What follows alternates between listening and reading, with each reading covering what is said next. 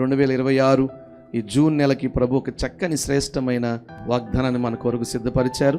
లేవ్యాకాండం 26వ అధ్యాయం 6వ వచనం. ఆ దేశంలో నేను మీకు క్షేమము కలుగు చేసేదను.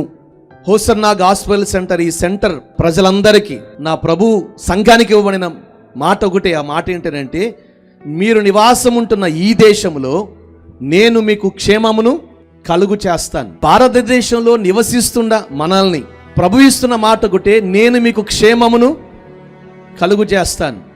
పెట్రోల్ రేటు పెరిగింది, డీజిల్ రేటు పెరిగింది, గ్యాస్ రేటు పెరిగింది, అన్నీ పెరిగాయి. అవునా కాదా? ఆ తర్వాత మరలా మామూలుగానే కుటుంబ జీవితాలు, వ్యక్తిగత జీవితాలు అన్నీ కొనసాగించబడతా ఉన్నాయి.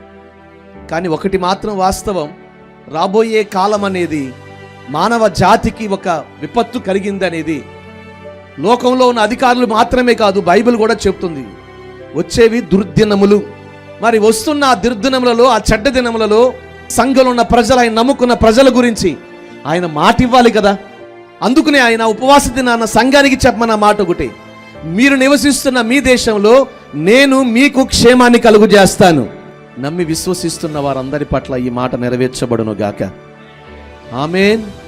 మనం ఎటు చూచినా, మనం ఎక్కడ ఉన్నా ప్రభు ద్వారా మనము, మన కుటుంబాలు, మన సంఘాలు క్షేమముగా ఉండును గాక.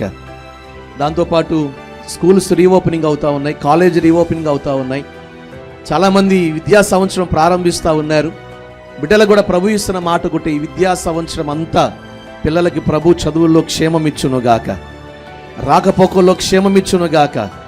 ఏ విద్యార్థి విషయంలోనూ ఏ హానికరమైన, ప్రమాదకరమైన, ఆపదకరమైన, ఇబ్బందికరమైన వార్తలు వినబడకుండా నలుదిక్కుల నెమ్మదిని ప్రసాదించునుగాక.